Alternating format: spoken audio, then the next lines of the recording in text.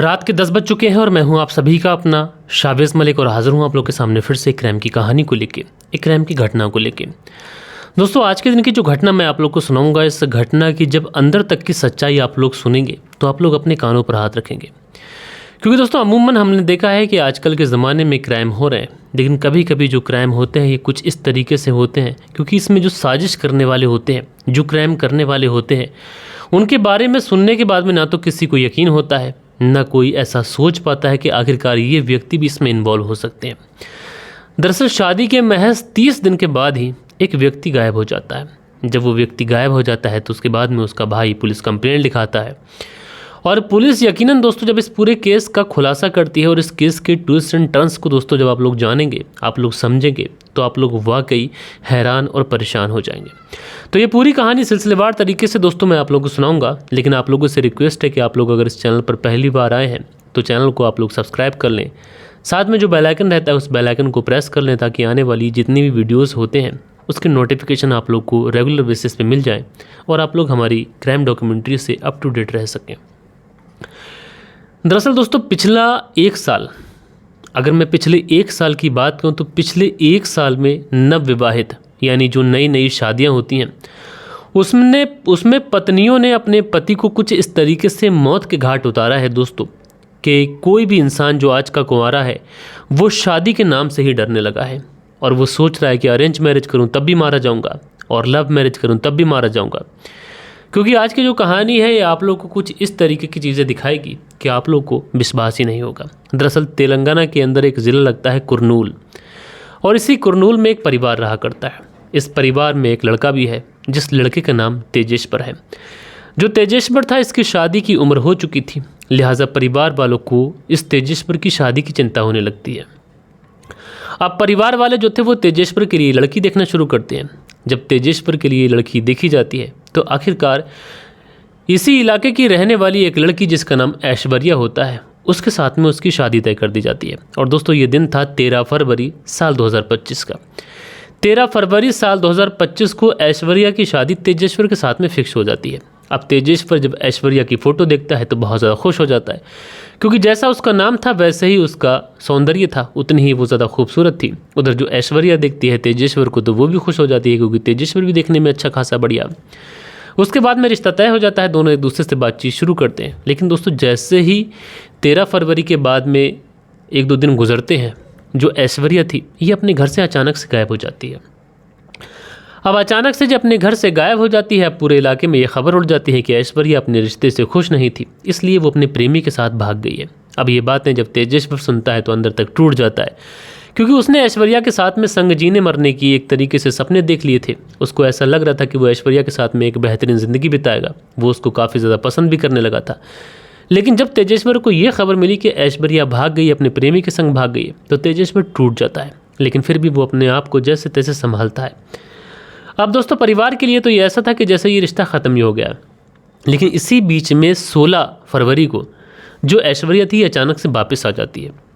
वापस आने के बाद में तेजेश्वर को कॉल करती है। तेजेश्वर उससे बोलता है कि तुम तो अपने प्रेमी के साथ भाग गई थी, अब मुझे क्यों कॉल कर रही हो, क्या मतलब है? तो जो ऐश्वर्या होती है वो कहती है कि दरअसल मैं कहीं भाग कर नहीं गई थी, बल्कि मेरी जो माँ है सुजाता वो अकेली है, परेशान है, दान दहेज का एक तरीके से प्रेशर था, इसलिए मैं नाराज़ होकर माँ से अपनी एक फ्रेंड के घर चली गई थी। अब तेजेश्वर इस बात पर यकीन नहीं करता है, तो जो ऐश्वर्या थी अब तेजेश्वर के सामने रोना धोना शुरू कर देती है। वो कहती है कि मैंने होश संभाल कर अगर किसी से इस तरीके से बात की है तो फिर तुमसे ही बात की है, और तुम ही मेरे जीवन साथी हो। अगर मैंने किसी से प्यार किया है तो सिर्फ तुमसे किया है, तो तुम ऐसा कैसे सोच सकते हो कि मैं किसी के साथ भाग सकती हूँ? तुम बिल्कुल भी ऐसा मत सोचना तेजेश्वर, मैं सिर्फ तुमसे प्यार करती हूँ, तुम्हारे साथ ही शादी करना चाहती हूँ और तुम्हारी ही बाहों में दम तोड़ना चाहती हूँ। अब तेजेश्वर जब ये बात सुनता है तो जिस तरीके से उसको सुनने को मिला था उन सारी चीज़ों को इग्नोर करता है और उसके बाद में ऐश्वर्या को अपना लेता है। अब दोस्तों, उसके बाद में ऐसे ही सारी चीज़ें गुजरती रहती हैं। तेजेश्वर के परिवार वाले भी तेजेश्वर की बात को मान लेते हैं, कहते हैं चलो ठीक है, अगर तुम्हें लड़की ठीक लग रही है तो हमें तो कोई एतराज़ ही नहीं है। उधर जो ऐश्वर्या थी उसकी माँ सुजाता वो भी शादी की तैयारियाँ करने लगती है।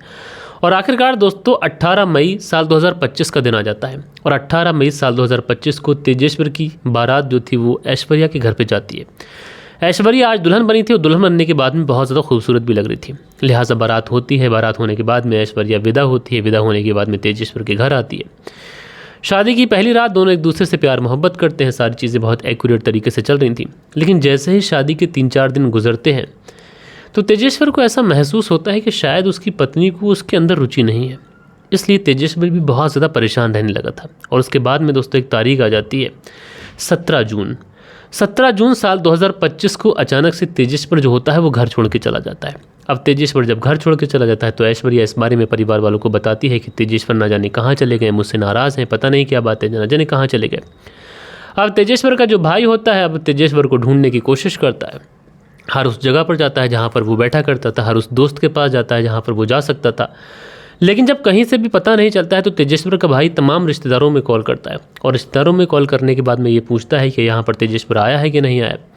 लेकिन जितने भी रिश्तेदार थे वो यही कहते हैं कि तेजेश्वर तो यहाँ पर नहीं आया। अब जो तेजेश्वर का भाई था ये परेशान होता है कि आखिरकार तेजेश्वर कहाँ चला गया। शादी को महज अभी 1 ही महीना गुजरा है, तो 1 महीने में ऐसा क्या हो गया कि पत्नी से रूठ कर बेचारा ऐसा ही चला गया। उसके बाद में तेजेश्वर जो था ये सीधा पुलिस थाने पहुँचता है और पुलिस थाने पहुँचने के बाद में ये अपने भाई की गुमशुदगी की रिपोर्ट लिखाता है। अब जो पुलिस वाले थे गुमशुदगी की रिपोर्ट लिखते हैं। उसके बाद में तेजेश्वर के भाई से कहते हैं कि तुम चिंता मत करिए, तुम्हारे भाई को हम हर हाल में ढूंढने की कोशिश करेंगे, हम उसको ढूंढ लेंगे, तुम परेशान मत हो। उसके बाद में पुलिस वाले तेजेश्वर के घर पे पहुंचते हैं। वहाँ पर आस पड़ोस के तमाम लोगों से पूछताछ करते हैं कि तेजेश्वर को किसी के साथ आते जाते देखा। अब जो उसके बाद में जब ये सारी चीज़ें होती हैं तो पड़ोस से भी कुछ पता नहीं चलता है। तमाम रिश्तेदारों से, तमाम उन जगहों पर कहीं पर काम के सिलसिले में जाता तो वहाँ से पूछताछ की जाती है। लेकिन दोस्तों तेजेश्वर के बारे में कहीं से भी कोई सूचना नहीं मिलती। 1 से 2 दिन का समय गुजर जाता है। पुलिस वाले परेशान हैं, करें तो करें क्या, जाए तो जाए कहाँ। तेजेश्वर को ढूंढना भी है लेकिन ढूंढे कैसे, उसके बारे में कोई भी इन्फॉर्मेशन मिल नहीं रही है।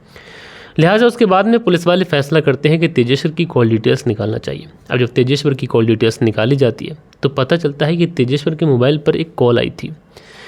अब जब कॉल आई थी तो उस कॉल के बारे में पता लगाया जाता है तो पता ये चलता है कि ये जो कॉल है ये किसी ऐसे व्यक्ति की है जिसको इस पूरे इलाके में कभी नहीं देखा गया। और दोस्तों यहाँ पर पुलिस वाले जो थे वो तेजेश्वर की पत्नी ऐश्वर्या की भी कॉल डिटेल्स निकालते हैं, क्योंकि आज के इस दौर में जो जितने भी केसेस कर रही हैं ये पत्नियाँ ज़्यादा कर रही हैं। अब शादी को 1 महीना हुआ था तो पुलिस वालों को कहीं ना कहीं डाउट तो था, लेकिन शक के आधार पर ऐश्वर्या से पूछताछ नहीं की जा सकती। इसलिए ऐश्वर्या की जब कॉल डिटेल्स निकाली जाती है तो यहाँ पर जिस नंबर से तेजेश्वर को कॉल आया था उस नंबर पर ऐश्वर्या ने भी बात की थी। अब ये सारी चीज़ें जब पुलिस को मिलती हैं तो उसके बाद में पुलिस वाले जो थे वो ऐश्वर्या को उठा लेते हैं। उठाने के बाद में ऐश्वर्या से पूछताछ करते हैं।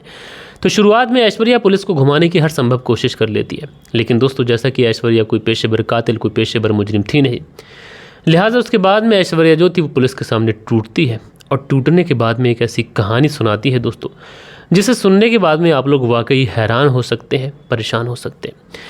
दरअसल ऐश्वर्या बताती है कि तेजेश्वर से उसकी शादी अब से लगभग 1 महीना पहले हुई थी, लेकिन इससे पहले ऐश्वर्या किसी और के साथ में प्रेम संबंधों में थी। दरअसल एक व्यक्ति जो बैंक कर्मचारी है और उस व्यक्ति से ऐश्वर्या की माँ सुजाता के नाजायज़ संबंध थे।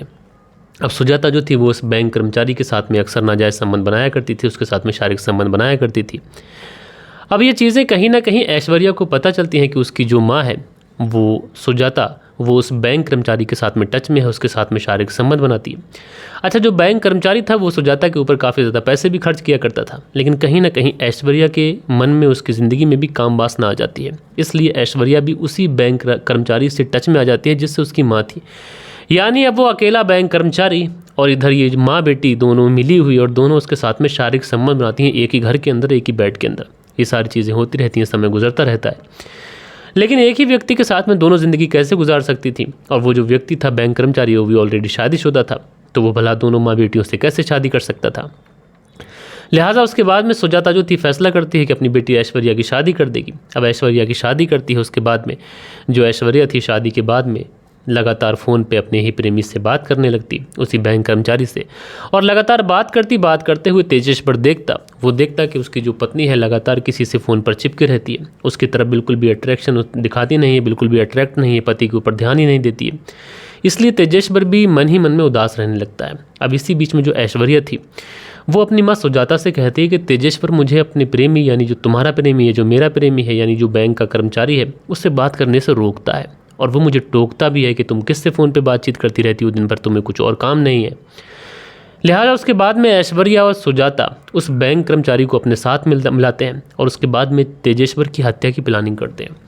हत्या की प्लानिंग कुछ इस तरीके से की जाती है कि तेजेश्वर की जो हत्या की प्लानिंग इन्होंने की थी, तो वो जो बैंक कर्मचारी था वो भाड़े के गुंडे हायर करता है और उसके बाद में जो तेजेश्वर था उससे 10 एकड़ ज़मीन का एक तरीके से सर्वेक्षण कराना था। इसी बहाने से उसको गाड़ी में बुलाया जाता है और उसके बाद में जैसे ही वो गाड़ी के अंदर बैठता है तो उसके बाद में ये लोग उसकी बड़ी ही बेरहमी के साथ में हत्या करते हैं और हत्या करने के बाद में उसके शव को जंगलों में फेंक देते हैं।